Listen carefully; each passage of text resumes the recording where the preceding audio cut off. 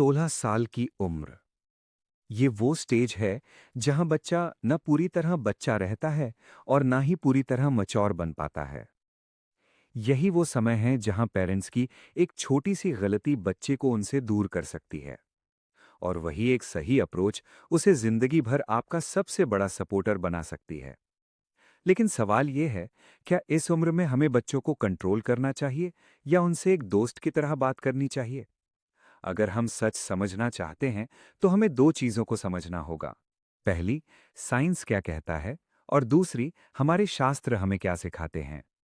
Science के अनुसार teenage में हमारे दिमाग का एक बहुत इंपॉर्टेंट हिस्सा, प्री फ्रंटल कॉर्टेक्स, अभी पूरी तरह डेवलप नहीं होता।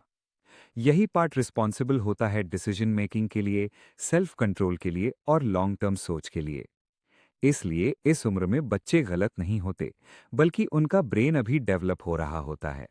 उनके इमोशंस स्ट्रांग होते हैं, लेकिन डिसीजंस वीक होते हैं। यही वजह है कि अगर इस उम्र में आप सिर्फ कंट्रोल करने की कोशिश करेंगे तो बच्चा नेचुरली रेजिस्ट करेगा। वो आर्ग्यू करेगा, वो डिस्टेंस बनाएगा और धीरे धीरे वो आपसे बातें छुपाने लगेगा। और यही बात हमारे शास्त्र हजारों साल पहले समझ चुके थे। चाणक्य नीति में एक बहुत गहरी बात कही गई है।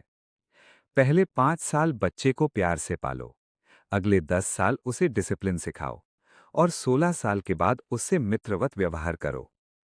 ध्यान से समझिए, 16 साल के बाद आपका रोल बदल जाता है। आप कंट्रोलर नहीं रहते, आप गाइड बन जाते हैं। लेकिन आज सबसे बड़ी गलती क्या हो रही है? पेरेंट्स इस स्टेज में भी कमांड करते हैं, जज करते हैं और कंट्रोल करने की कोशिश करते हैं। जिसका रिजल्ट क्या होता है? बच्चा फिजिकली घर में होता है, लेकिन इमोशनली आपसे दूर हो जाता है। मॉडर्न साइकोलॉजी भी बिल्कुल यही कहती है। जब पेरेंटिंग सिर्फ स्ट्रिक्ट होती है तो बच्चे रिबेल करते हैं या विड्रॉ हो जाते हैं। लेकिन जब पेरेंटिंग में अंडरस्टैंडिंग होती है, रिस्पेक्ट होता है, तो बच्चा खुलकर बात करता है।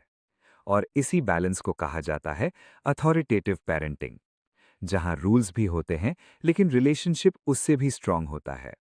अब सवाल यह है, इस एज में प्रैक्टिकली कैसे बिहेव करें? सबसे पहले, जज करना बंद कीजिए।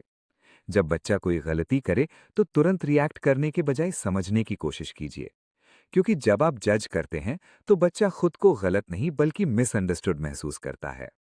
दूसरी चीज, उसे सुनना शुरू कीजिए। अक्सर पेरेंट्स सोचते हैं कि उन्हें हर प्रॉब्लम का सल्यूशन देना है, लेकिन सच्चाई ये है कि बच्चे को सल्यूशन से ज्यादा समझे जाने की जरूरत होती है। तीसरी बात, कंट्रोल छोड़कर चॉइस देना सीखिए। जब आप उसे डिसीजन लेने का मौका देते हैं तो वो जिम्मेदारी लेना भी सीखता है। और सबसे इंपॉर्टेंट, उसे रिस्पेक्ट दीजिए। अगर आप उसे अभी भी छोटा समझेंगे तो वो इमैच्योर बिहेव करेगा, लेकिन अगर आप उसे रिस्पॉन्सिबल मानेंगे तो वो खुद ग्रो करने लगेगा। और आखिर में, डर नहीं, ट्रस्ट बनाइए। क्योंकि जहां डर होता है वहां सच छुप जाता है, लेकिन जहां ट्रस्ट होता है वहां बच्चा खुद आकर अपनी बात शेयर करता है। जरा इमेजिन कीजिए, दो पेरेंट्स हैं। एक हर छोटी बात पर डांटता है और दूसरा हर सिचुएशन में समझने की कोशिश करता है। कुछ साल बाद पहला बच्चा डिसीजंस खुद लेता है, लेकिन छुपकर और अक्सर गलत डायरेक्शन में। दूसरा बच्चा हर बड़ा डिसीजन लेने से पहले अपने पेरेंट्स से डिस्कस करता है। फर्क सिर्फ नॉलेज का नहीं था, फर्क रिलेशनशिप का था। 16 साल के बाद पेरेंटिंग का मतलब कंट्रोल नहीं होता, उसका मतलब होता है कनेक्शन। अगर आप चाहते हैं कि आपका बच्चा आपसे दूर न जाए, तो उसे बदलने की कोशिश मत कीजिए, उससे जुड़ने की कोशिश कीजिए। अगर आप चाहते हैं कि आपका बच्चा सिर्फ सक्सेसफुल नहीं, बल्कि मेंटली स्ट्रांग और इमोशनली इंटेलिजेंट बने, तो वेटा माइंड को सब्सक्राइब कीजिए, जहां हम लाते हैं एंशिएंट विजडम और मॉडर्न साइंस का सही कॉम्बिनेशन।